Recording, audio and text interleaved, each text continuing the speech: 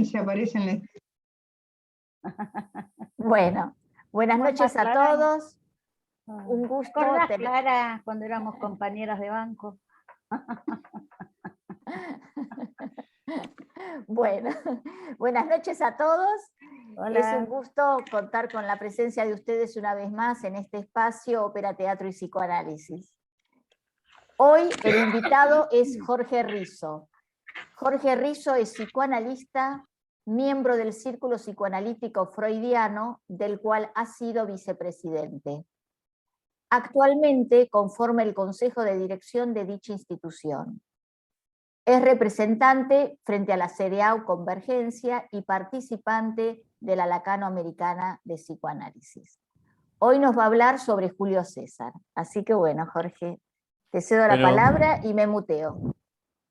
Ante todo, gracias. Agradecer a la Escuela Freudiana de Buenos Aires por brindarme este lugar.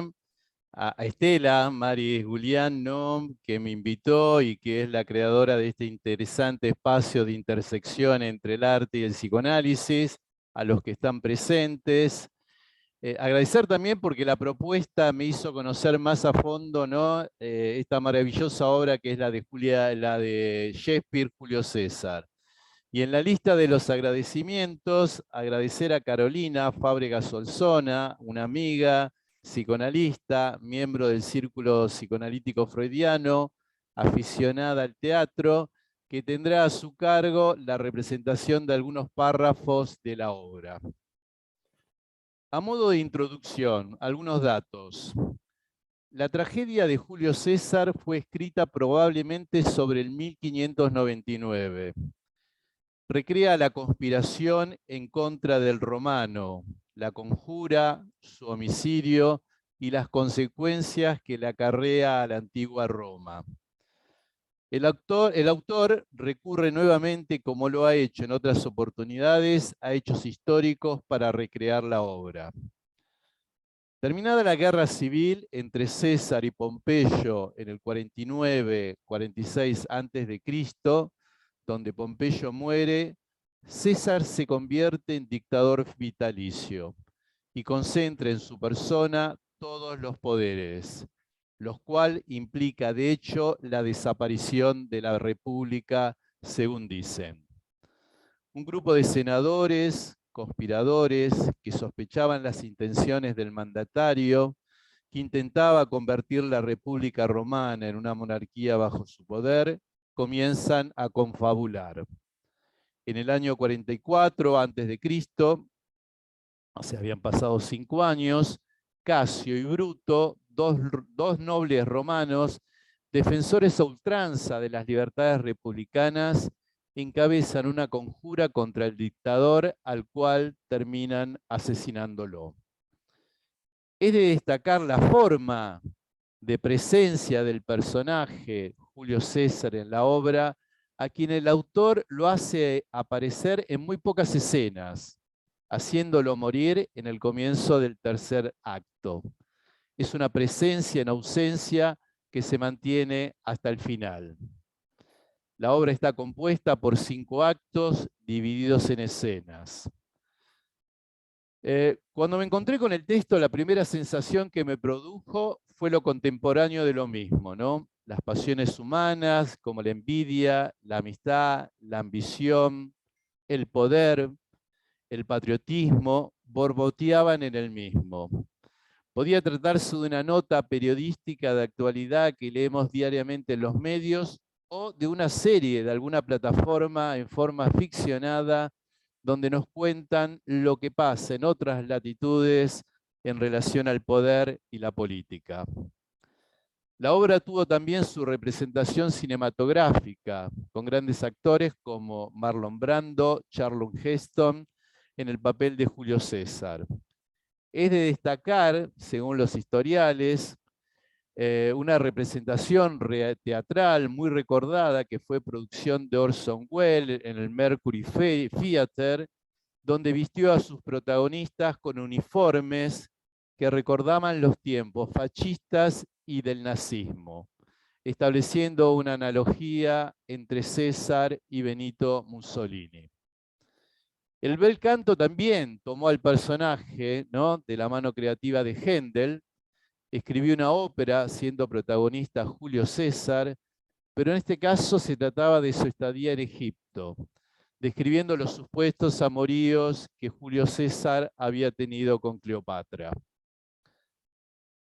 No he encontrado en las crónicas argentinas, representaciones, ¿no?, en las tablas argentinas hasta ahora. Son una versión libre que actualmente se representa hoy del director Muscari en un teatro en Mataderos con la actuación del ícono Moria Kazan, ¿no?, de la cual, que si hay tiempo, diré algunas cuestiones en relación al fenómeno que se produce en la escena de la representación de la obra, la escena de la escena, que no debe ser muy distinto a la atmósfera que generaba las representaciones en la época de Shakespeare en las clases populares. Bueno, los invito a que nos traslademos a la Roma de allá del año 44 a.C., y para que escuchemos parte de la obra que Carolina va a representar. Carolina, todo tuyo el espacio.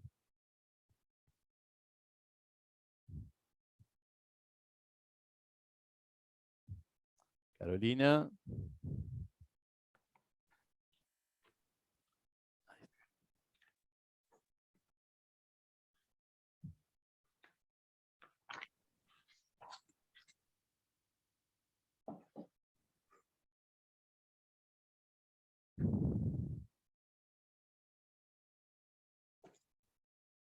El motivo es mi voluntad.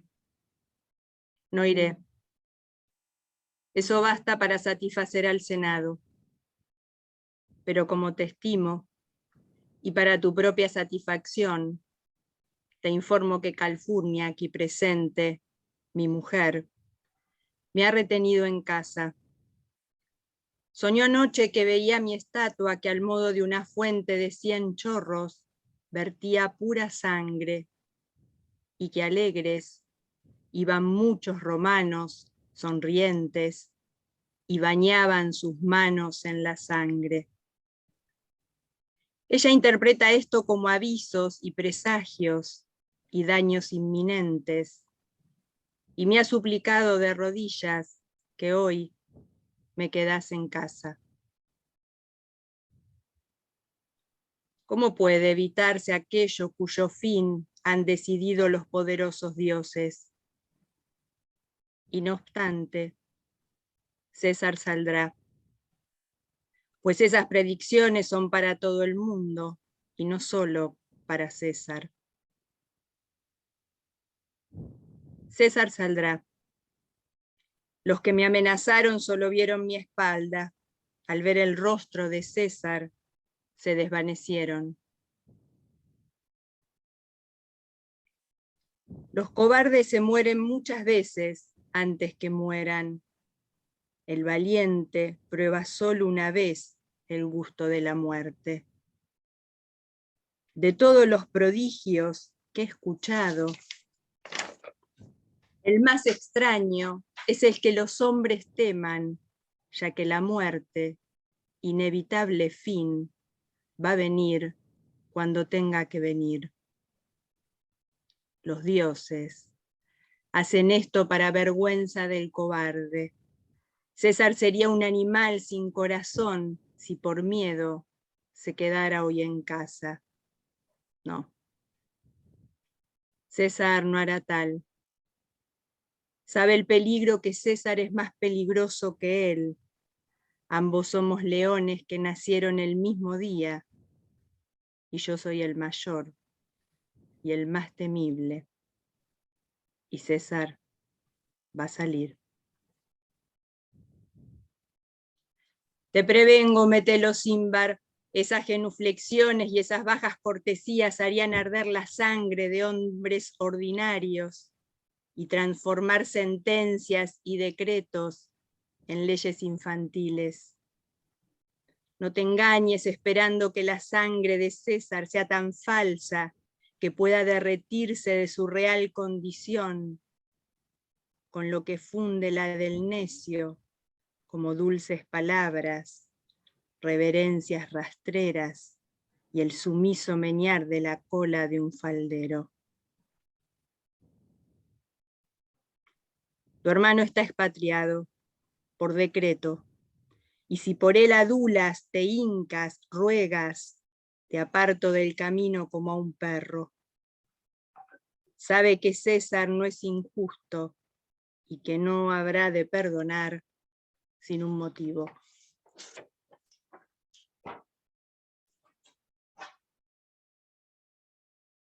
Yo podría ser conmovido en caso de ser como vosotros, si pudiera rogar para tratar de conmover.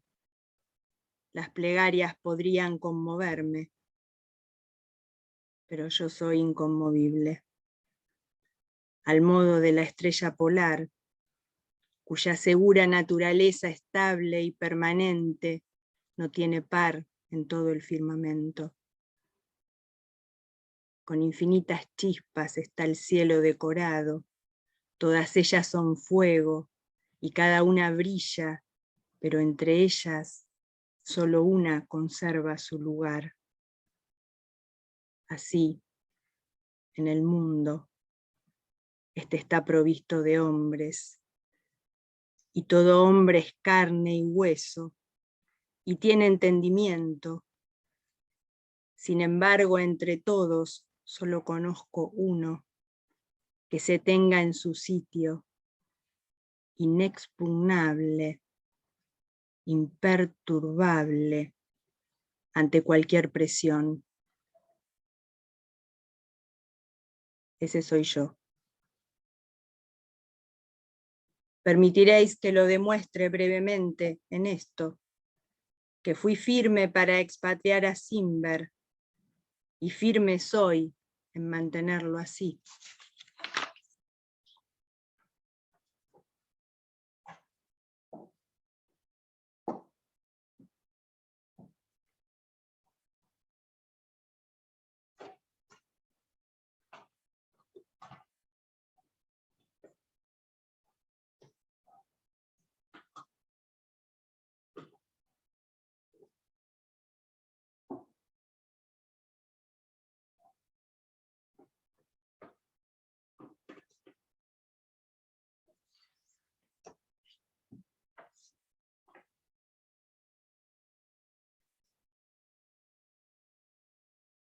Mis amigos romanos, compatriotas, prestadme oídos. Yo he venido aquí a sepultar a César, no a ensalzarlo. El mal que hacen los hombres sobrevive, lo bueno es enterrado a menudo con sus huesos. Que así sea con César. Según nos dijo el noble Bruto, César era ambicioso, y si eso era así, era una grave falta. Y gravemente tuvo César que responder por ella. Con la venia de Bruto y de los otros, puesto que Bruto es un hombre honorable, y ellos todos son hombres honorables, vengo a hablar en el funeral de César. Fue mi amigo, justo y fiel para mí, pero era ambicioso, dice Bruto, y Bruto es un hombre honorable. Trajo a Roma a numerosos cautivos, cuyos rescates llenaron las arcas. Parece que eso fue ambición en César. Cada vez que los pobres se quejaron, César lloró. La ambición debería estar hecha de material más duro. Pero Bruto dice que era ambicioso, y Bruto es un hombre honorable.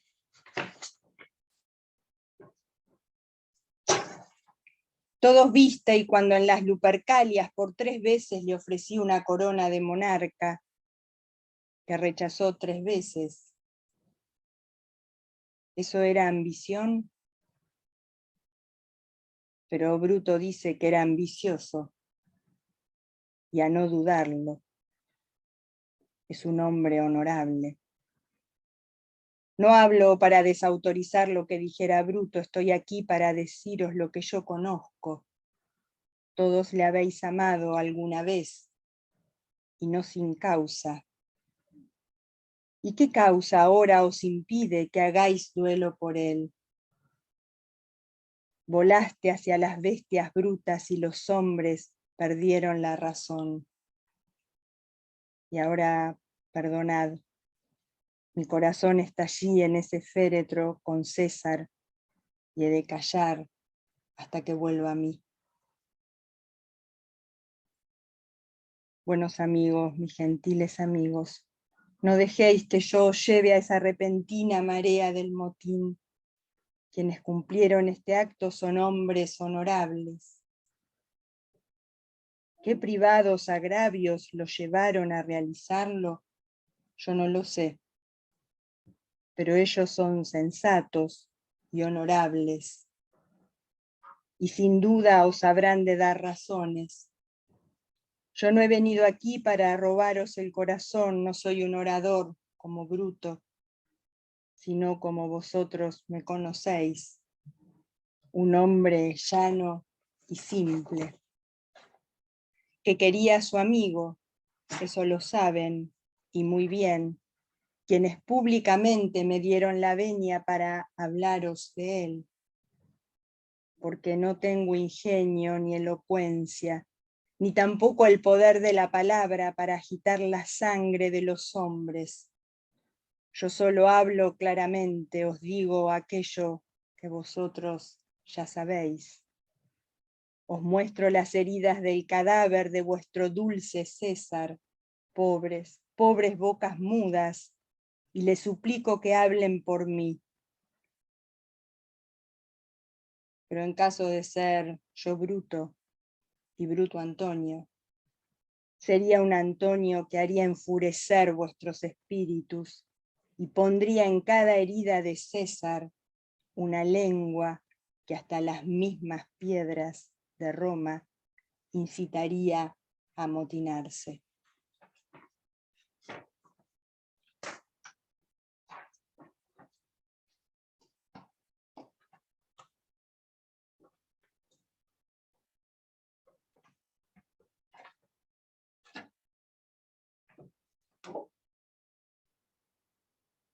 ¿Qué mal arde esta vela? ¿Quién viene? Son mis débiles ojos los que creo. Dan forma esta monstruosa aparición.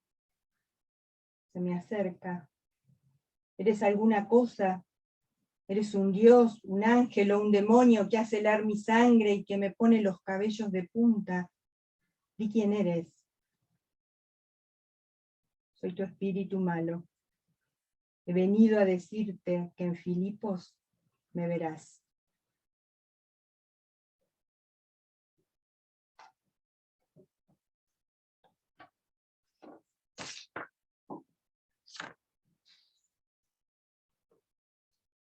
Ah, Julio César, eres todavía grandioso. Tu espíritu anda vagando y hace que se vuelvan nuestras propias espadas contra nuestras propias entrañas.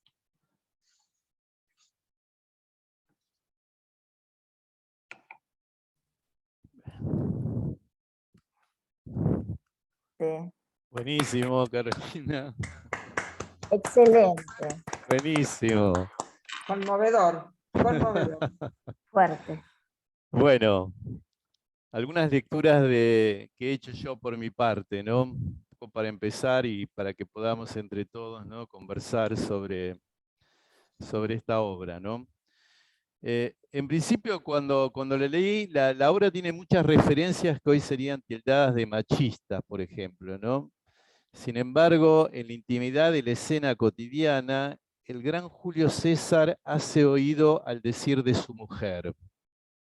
Calfurnia, su mujer, le trae algo de lo que está, según las creencias de él, en el más allá, del más allá.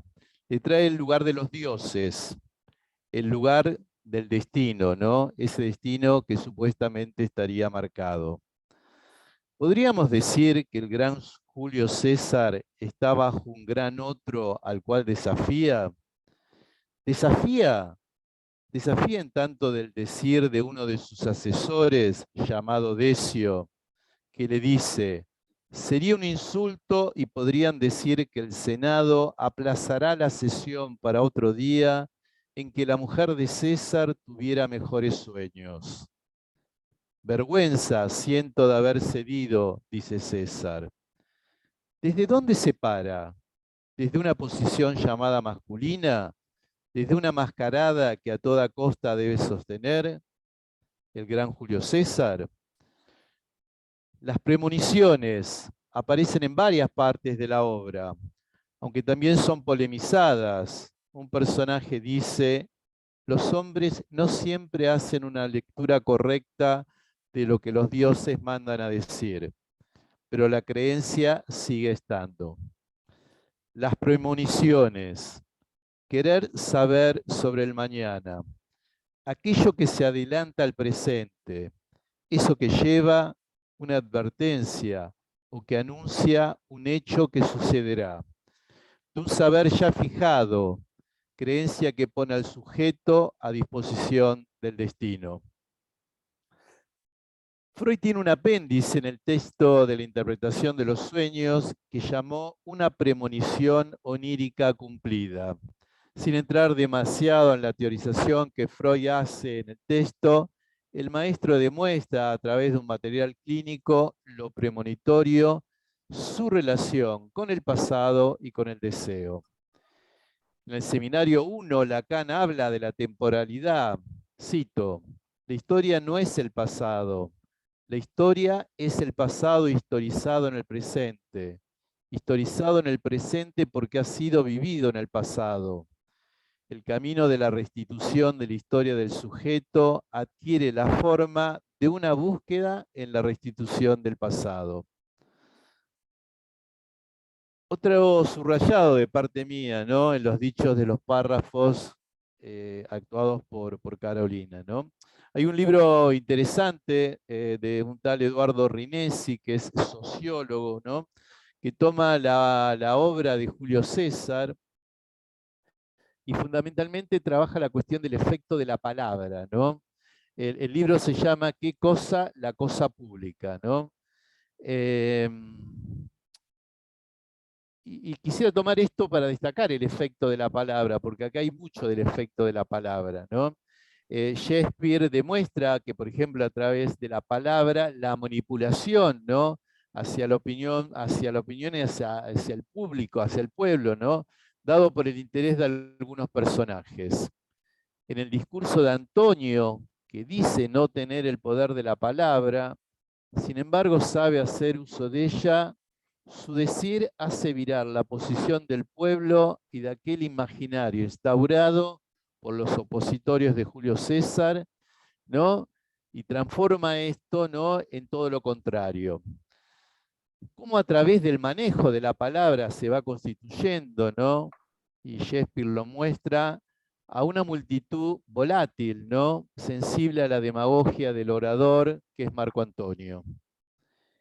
Efecto de masa, borramiento de la singularidad, incapacidad del sujeto de soportar la ausencia de un gran otro, transforma a partir de las palabras a este amigo, al cual le tenía fidelidad, en un héroe de la patria, en un padre que deja todo en favor de su pueblo. Me refiero a Marco Antonio.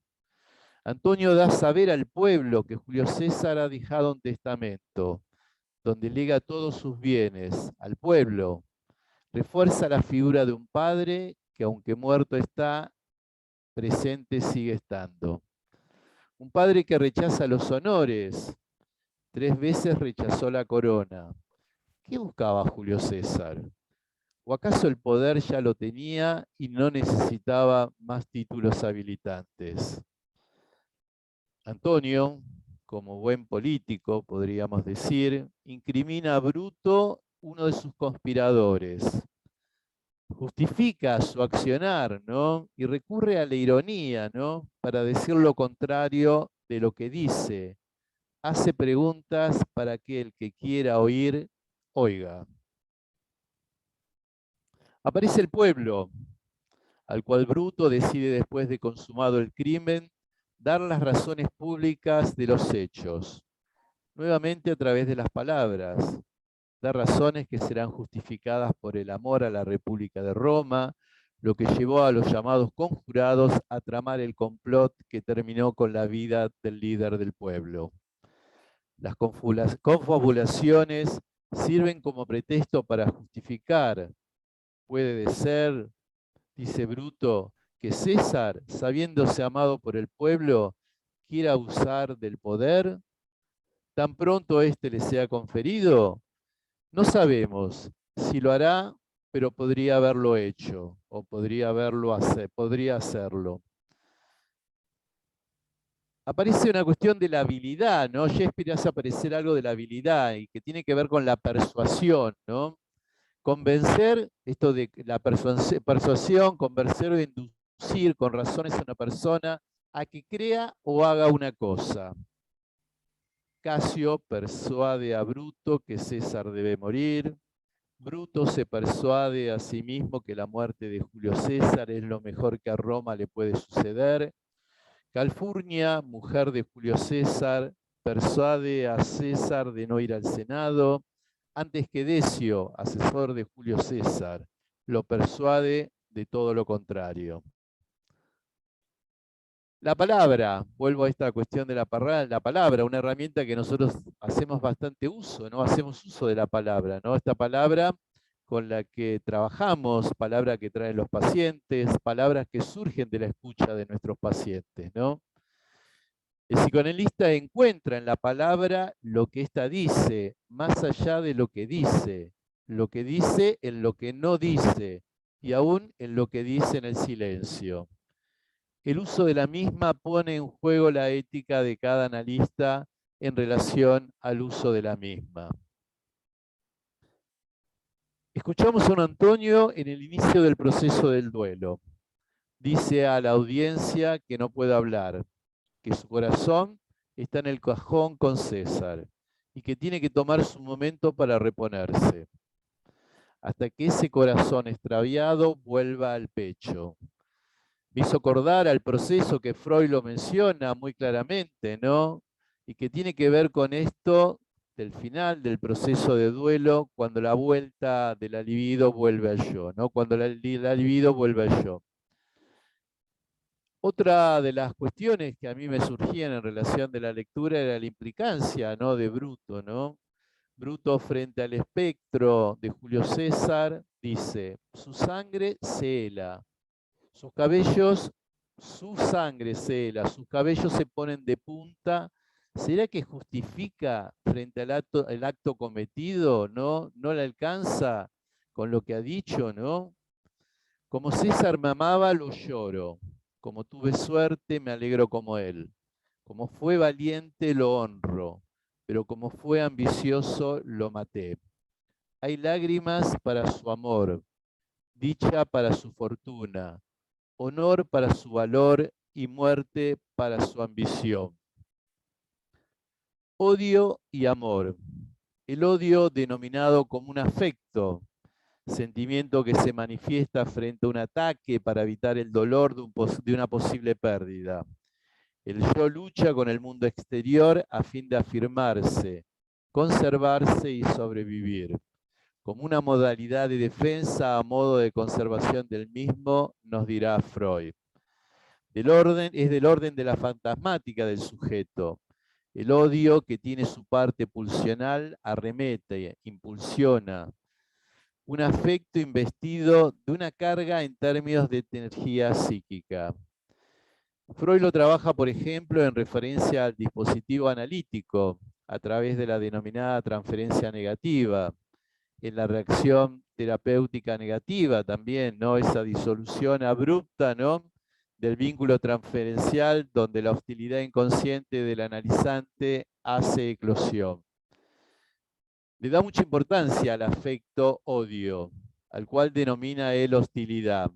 Es más, sugiere que en todo tratamiento analítico, el analista debería estratégicamente lograr que esas hostilidades inconscientes contra el analista puedan ponerse en palabras en el espacio analítico. También introduce el odio en su teoría del complejo de Edipo, ¿no? El sentimiento hacia el padre por parte del niño que lo separa de su objeto de amor. Y en la niña, la hostilidad a su madre por no haberle dado ese todo. El otro del amor para el sujeto es siempre un otro que dispone del poder de responder o no a nuestras demandas o ignorarlas. El odio siempre está ligado al amor, es un socio inseparable. En 1913, Freud escribe que el odio y no el amor es lo que constituye la relación primaria. El odio en cuanto a la relación con el objeto es más primario que el amor. Proviene del rechazo originario que el yo narcisista opone al mundo exterior. El hecho de que el odio sea precursor del amor funda la capacidad de hacer nacer la culpabilidad, dada por la lucha de ser uno mismo, ignorando al otro. Modalidades de estos efectos, amor y odio, y sus diferencias en relación al objeto. El amor se manifiesta a través de su carácter seductor, de la pulsión de dominio, destinado a llamar al otro, a seducirlo, mientras que el odio, con acciones agresivas, violentas, tiene como objetivo el abolirlo. Estado al que Freud denominó sadismo originario. Lacan, el amor consiste en dar lo que no se tiene, y por ahí dicen a quien no lo es. Un don que algún día llegará. Hay una tensión de espera, suspenso de una promesa. Un otro que tiene el poder de concederme o no ese don esperado. Ese otro, en algunos casos, que ha movilizado mi deseo para luego frustrarlo. Según Lacan, el odio es una de las tres pasiones del ser. Las otras son el amor y la docta ignorancia. El odio es aquella pasión que se reparte entre lo imaginario y lo real. Cuando rige lo simbólico no cuenta, está fuera. Una de las capacidades de las palabras para apaciguarla está excluida. La fuerza, la pregnancia de la escena imaginaria tiende a tener tal consistencia que hace muralla a la palabra tranquilizadora, portadora de apaciguamiento, que a veces no puede atravesar ese muro, mejor dicho, de lo imaginario. Hay un real en el asunto del lazo amoroso.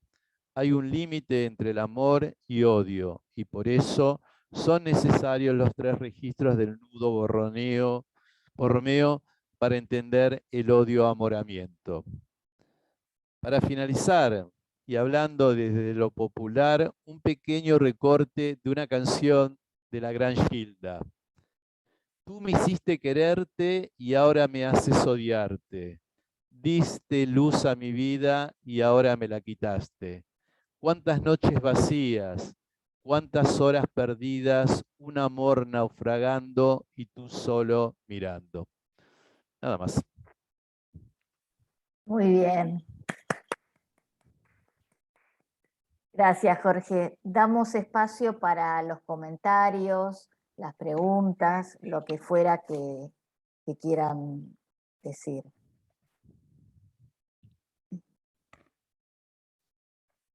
Yo te contaba al comenzar, Jorge, que había estado leyendo a Harold Bloom, ¿no? Sí. Que dice que bien podría ser la tragedia de Bruto en lugar de Julio César.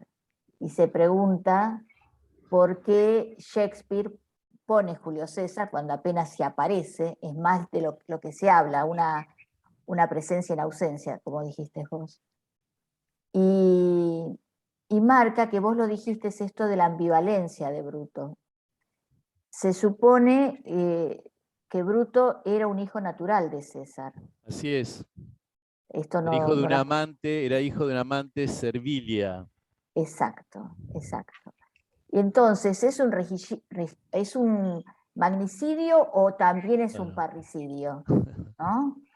Y la ambivalencia de Bruto tendrá que ver con esto, porque era el muy amado por César, ¿no? Bueno. Hay una frase que César antes de morir le dice, tú también me traicionas, ¿no? Es lo último que él dice, ¿no? Sí, Que bueno, Carolina el otro día me la hacía recordar, ¿no? Tú también me traicionas, ¿no? sí. Que suena mucho padre, ¿no? Me has dejado solo, ¿no? Esto de Cristo en la cruz, ¿no? Por lo menos a Claro, mí me resonó por ese mira, lado. ¿Por claro, qué me es has cierto. abandonado, no? Mm, Es al revés, ahí es él, ¿no? Digo, esta cuestión de mm, este hijo, ¿no? Que abandona a este padre, ¿no? sí. Y esto de que César, Bruto dice, pero Bruto es honorable, pero Bruto dice, como que la figura de César es la que Bruto arma en su cabeza para justificar el asesinato. Para justificar el asesinato, tal cual, obviamente, ¿no? Bien. ¿Los demás?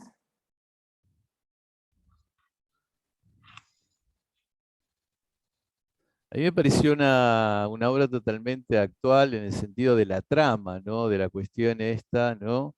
De lo que tiene que ver con la figura del líder, con lo que tiene que ver con la cuestión, ¿no? Del armado de la masa, ¿no? Lo que tiene que ver con la confabulación, ¿no? En el sentido de, ¿no? El armado ahí, obviamente hoy estaría dicho desde otro lugar o manejado desde los medios, ¿no? Cómo se trama ahí de este Julio César, ¿no? Que en algún momento fue figura o líder de este pueblo romano, en todo lo contrario, en un tirano, ¿no? Exacto. En Y la el cuestión chat, del odio, otro tema que en verdad también, ¿no? El odio, que es un afecto, un significante que hoy escuchamos bastante, ¿no? sí. En el chat, Carlos Benítez creo que es, recuerda padre, no ves que ardo, ¿no? Claro, Ponen padre en el no ves chat. que ardo, tal cual.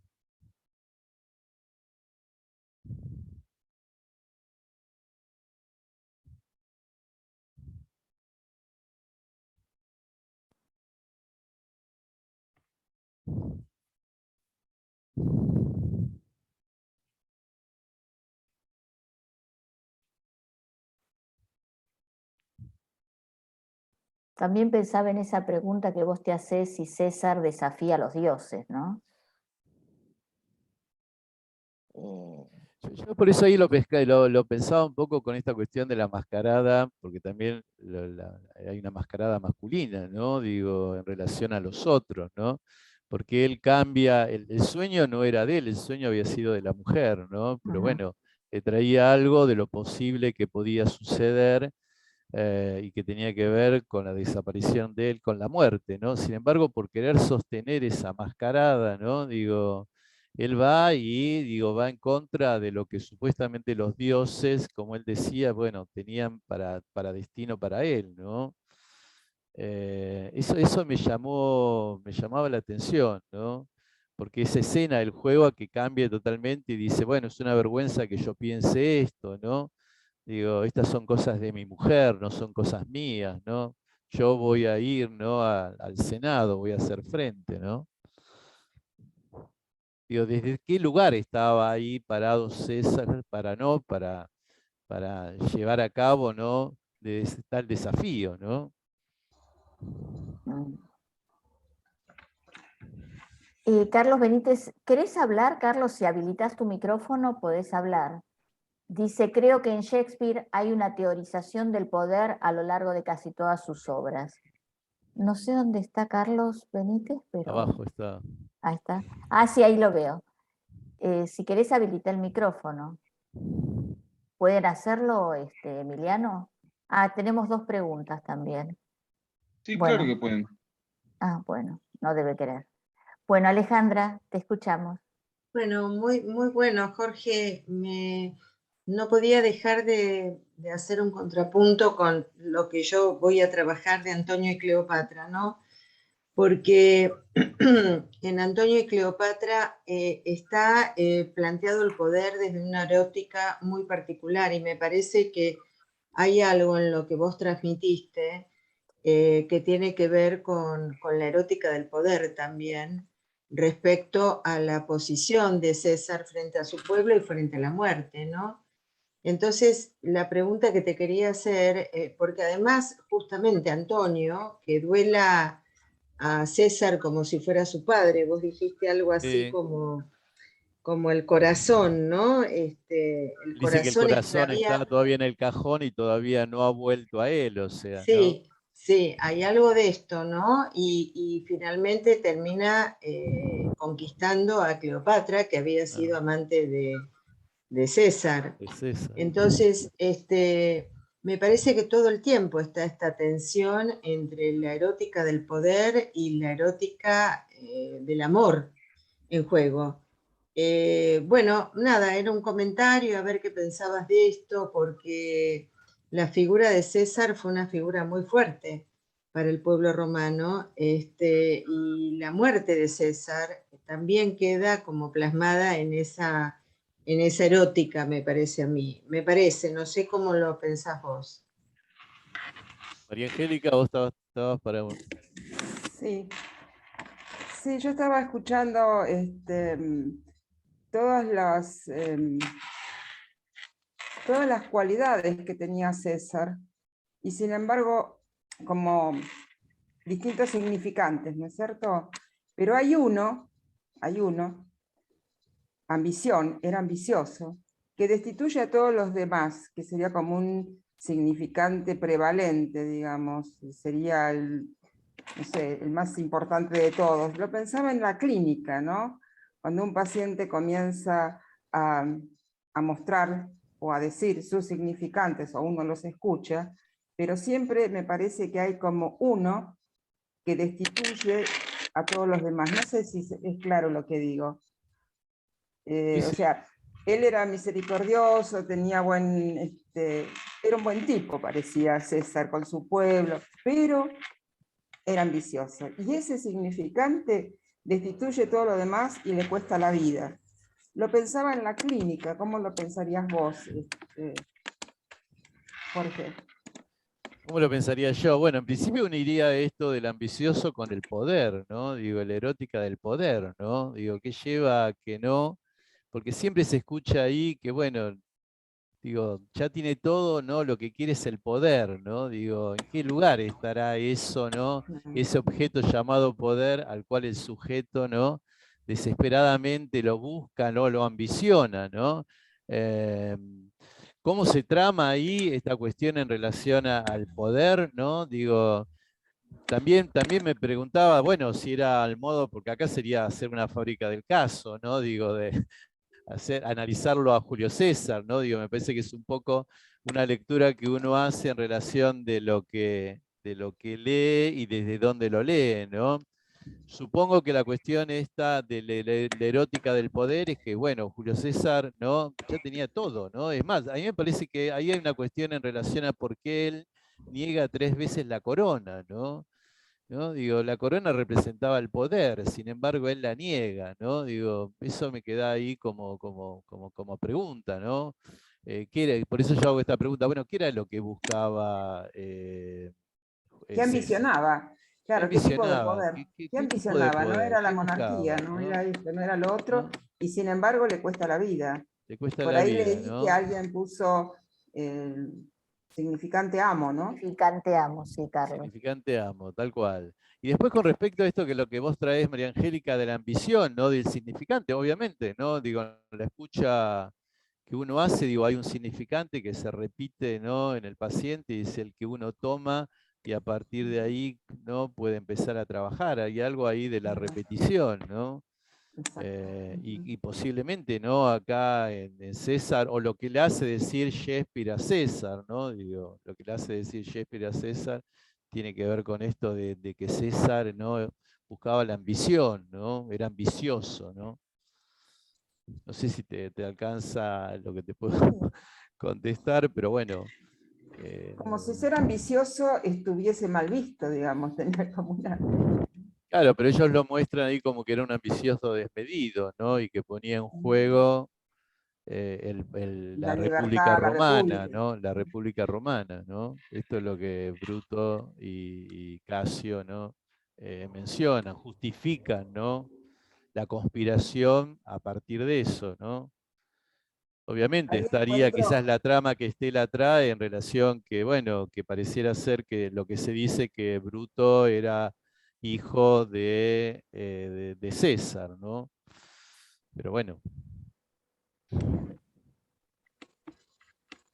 sí, sin entrar demasiado en política, me parece que esta defensa de la República la escuchamos hoy día y es como que resuena muy actual, ¿no? Sí, Esto, que sí, es en totalmente defensa de la actual. República se justifica En nombre cualquier del tipo de pueblo. atropello, ¿no? En nombre ¿Cómo? del pueblo. En nombre del pueblo. Claro, exactamente. Por eso yo también Es, traía esta cuestión del efecto de la palabra y del poder de la palabra, ¿no? Digo, que está dado en razón de, ¿no? Del discurso de Antonio, cómo hace cambiar al pueblo de posición, y el discurso previo, ¿no? De Bruto, ¿no?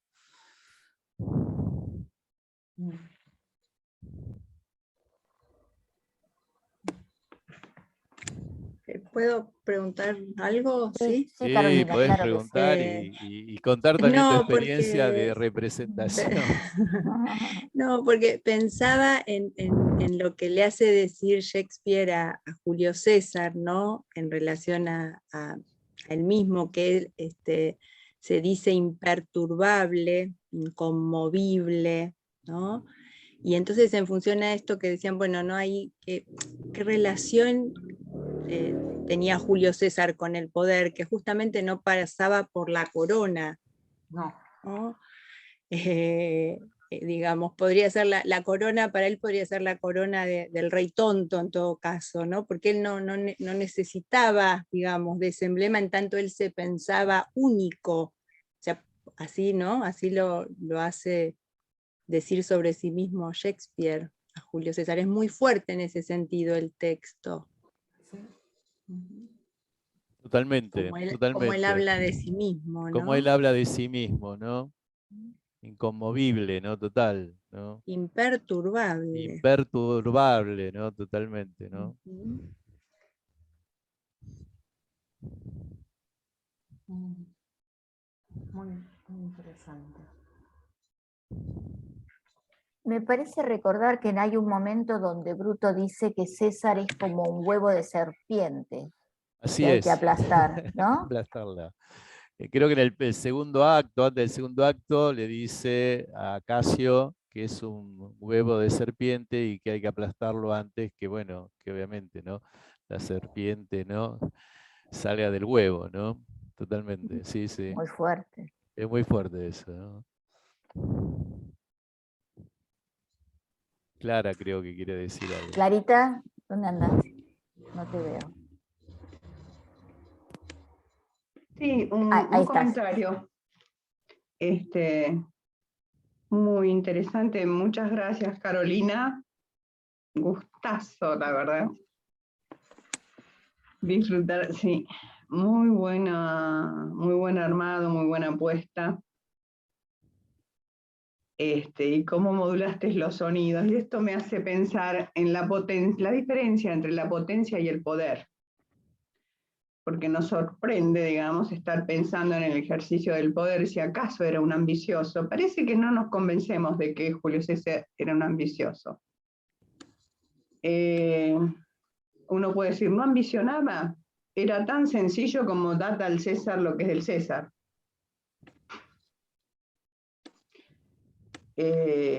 Entonces, esto me parece que pone la figura del César, en este caso y en esta ópera, no en el César en Egipto, digamos, no en el enamorado de Cleopatra.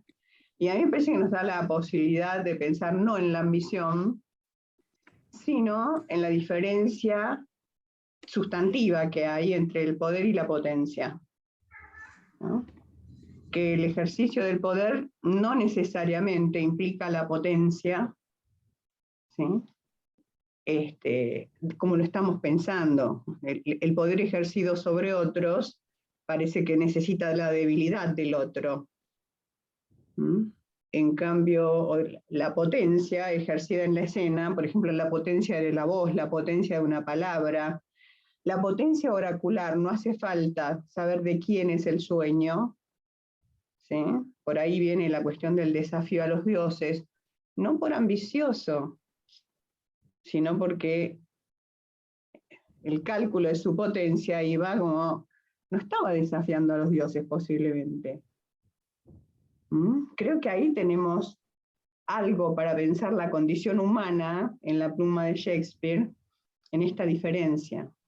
El poder se ejerce sobre otros más débiles, ¿sí? La potencia genera poder en derredor, digamos. Genera algo poderoso en derredor, más allá de quien porte la potencia.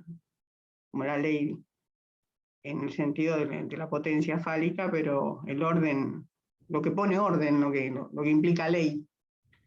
Eso me pareció que era una ocasión como para pensarlo y ver también Julio César, como decía Ale, ¿no? Que fue una figura muy importante para el pueblo romano y para la historia.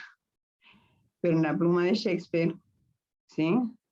Nos muestra un personaje en distintas escenas y otros que tomaron, como vos decías, esta ópera en tres actos, esta tiene 5. Hay diferencias, es necesario, digamos, como que el personaje vaya variando de perfil, algo más dice Julio César, algo más tiene para decir cada vez, ¿no? Y creo que eso es la potencia.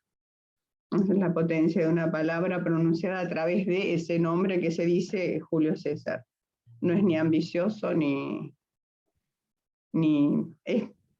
siquiera creo que es poderoso, ¿no? Muestra una potencia que es inquietante. Este es un comentario, simplemente. Gracias, Clarisa. Gracias. Alejandra. Sí, yo también quiero agradecerte, Carolina, porque esa potencia de la que hablaba Clara está un poco transmitida por tu interpretación, ¿no? Realmente, realmente. Has tenido una potencia interpretativa que nos conmovió, por lo menos a mí, me encantó. En voz femenina, en voz femenina. Bueno, no, me surgía esto también cuando estaba escuchando respecto de el alcance del César, ¿no? Dada al César lo que es del César, digo, este nombre propio que pasa a sustantivarse, ¿no? Es como que es el César. César pasa a ser eso, ¿no? Que simbólicamente representa algo, pero que termina como despegándose de la persona. En ese punto, digo, pasa al discurso de otro modo, y ahí hay un pasaje que sería interesante pensarlo, ¿no? Respecto de lo que se despega, digamos, de la figura encarnada, ¿no? Lo que queda para el discurso colectivo. Nada, quería comentar esto. A lo mejor digo, es esto de preguntarse si el que va al Senado es la persona o es César, ¿no? Digo, El César, claro, ¿no? claro. Sí. Sí, porque también queda como, a ver, hay un pasaje ahí que se hace a quienes son sus sucesores, como César también, Claro. ¿no? Hay algo que pasa transgeneracional y que representa algo de lo que decía Clara en este momento, ¿no? De esa potencia del nombre que pasa a ser otra cosa, vamos a decir, ¿no? Bueno, nada de esto. Gracias. Hay un comentario en el chat también. Dice Carlos. Carlos no puede hablar porque no tiene habilitación del micrófono en su computadora. Recuérdese, dice Carlos, que en la mayoría de las mal llamadas culturas primitivas se elegía como rey a un extranjero, pues su destino era ser molido a palos, ningún nativo quería ponerse la corona. Y María Angélica dice, el crimen de César recuerda a la muerte del padre de la horda. Sí, yo quería hacer un comentario, había vuelto a levantar la mano porque Ah, no me parece di cuenta, disculpa. No, no importa, no importa. Porque algo que acaba de decir Jorge y comentó también Ale, es que me parece que es vital esto, ¿no? Tal vez, dijo Jorge, quien fue al Senado fue el personaje. Y entonces no olvidemos el valor semántico que tiene la palabra personaje, ¿no? Claro, El personare. claro. Pero entonces es ahí donde podemos relevar esta cuestión de la potencia del nombre. O sea, va un personaje, pero hace sonar la potencia de la voz del César. El César, tal cual. ¿Mm? Y esto es lo que creo que está dicho de alguna manera, es lo que propongo pensar, ¿no? Con respecto a lo inquietante del personaje del César. ¿No? Es más, la persona del César, el primer acto, lo muestra que está atravesado por un real. Él era epiléptico, ¿no? Y su temor que tenía era que justamente en algún acto público tuviese, ¿no?, algún episodio de epilepsia, ¿no? Entonces, algunos de los que estaban mucho más cercanos a él, él les pide de alguna manera que traten de ahí, de armar la escena para que el pueblo no vea, ¿no?, este real que, bueno, que aparecía en él, que era, bueno, su epilepsia, ¿no? Es interesante hacer la diferencia entre persona, personaje y el César. Y el César, tal cual. El poder ejercido por alguien que porta el nombre, por ejemplo. Muy bueno.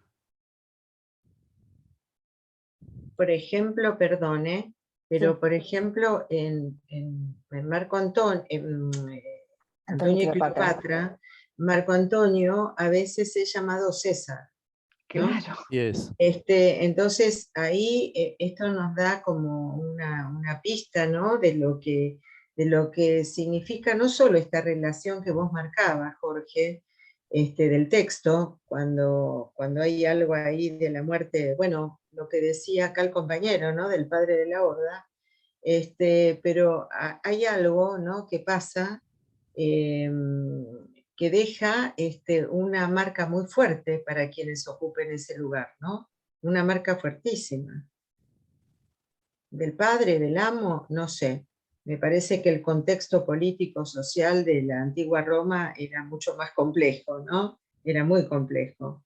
Pero me parece que nosotros podemos leerlo así también.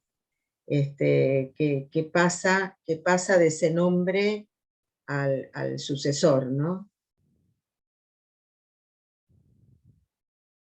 ¿Y qué pasa cuando ese nombre no está, ¿no? Digo, también, ¿no? Se puede vivir sin ese nombre, ¿no?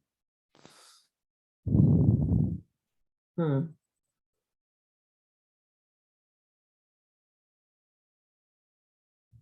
Perdón, Carlos dice en el chat que la epilepsia es la enfermedad sagrada.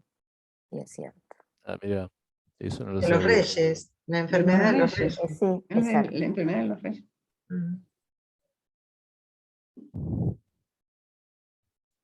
Lo que quería contar también de lo que me pasó, obviamente, que cuando uno, ¿no?, empieza a trabajar estos temas, ¿no?, va por todos lados, y justo estaban dando la obra esta de Muscari, de Julio César, donde las mujeres hacen de hombres y los hombres hacen el papel de las mujeres, ¿no?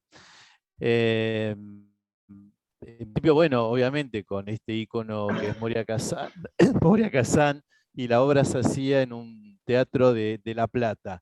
Pero más allá de Moria Kazan, lo que me llamó la atención, nunca había visto una obra de Muscari, lo que me llamó la atención o me produjo algo que de alguna manera, que es lo que siempre se dice de Shakespeare y las clases populares, lo que él llevaba y lo que generaban las clases populares.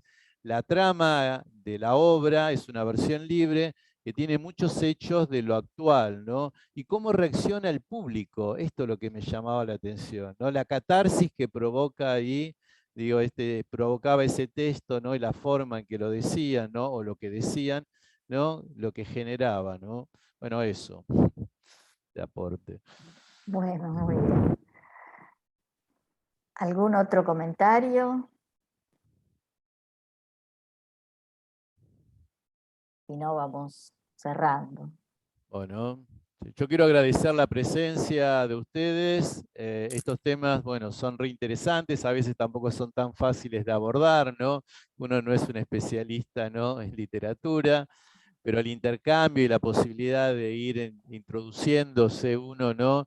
En estas cuestiones, para mí es muy enriquecedor. Agradecerle a Estela, agradecerle a la escuela Vía Clara, ¿no? Y agradecerle a Carolina por su excelente participación, ¿no? En la actividad, ¿no? Carolina, te agradecemos enormemente. La verdad Sí. es un hallazgo, no sabía. Gracias. Muy buena la puesta. Excelente, excelente, sí. Muy buena, Y- muchísimas gracias. Y gracias, Jorge, excelente la exposición y me gustó Gracias. mucho el intercambio que se fue dando. Sí, sí. Así que bueno, muchas gracias. Le habilitamos los micrófonos y les damos un aplauso. ¿Cómo no? Aplausos a ustedes, gracias. Muchas gracias. Gracias. Les Gracias. cuento que en un mes, el tercer jueves del mes que viene, del mes de junio, voy a hablar yo sobre Romeo y Julieta. Así que los espero. Bien, Bueno. bueno, estaremos ahí. Bueno. Chao, Bueno, gracias. muchas gracias. Gracias, Próxima. Jorge. Gracias, Que estén Carolina. bien. Chao. Buenas noches. Gracias, Gracias a Carolina. todos. Buenas noches.